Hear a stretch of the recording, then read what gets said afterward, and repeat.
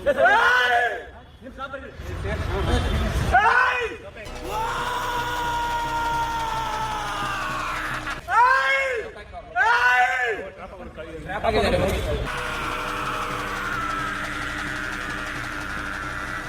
P Agrahara police സ്റ്റേഷനിലെ ഇൻസ്പെക്ടറായ ഗോവിന്ദരാജുവാണ് കൈക്കൂലിപ്പണം കയ്യിൽ നിന്ന് പിടികൂടിയപ്പോൾ കരഞ്ഞുകൂവി ബഹളം വെച്ചത്. ബംഗളൂരുവിലെ ബിൽഡറിൽ നിന്ന് 4 ലക്ഷം രൂപയാണ് പ്രതി കൈക്കൂലി വാങ്ങിയത്.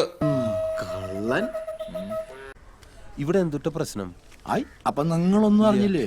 വഞ്ചന കേസിൽ നിന്ന് ഒഴിവാക്കി നൽകാമെന്ന് വാഗ്ദാനം നൽകി പ്രതി ഗോവിന്ദരാജു 5 ലക്ഷം രൂപയാണ് ബിൽഡറായ അക്ബറിൽ നിന്ന് ആവശ്യപ്പെട്ടത്. ഞാനല്ല.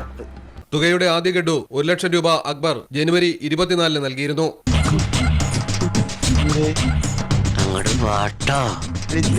ബാക്കി തുക ഉടൻ നൽകാമെന്ന് ഉറപ്പു നൽകി. ഇതിനിടെ അക്ബർ സംഭവം ലോകായുക്ത പോലീസിനെ വിവരമറിയിക്കുകയായിരുന്നു.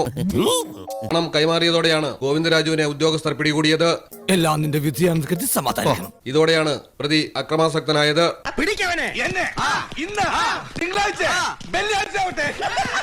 പോലീസ് യൂണിഫോമിൽ ഔദ്യോഗിക വാഹനത്തിലെത്തിയാണ് ഗോവിന്ദരാജു കൈക്കൂലി വാങ്ങി കയ്യിൽ വെച്ചത്.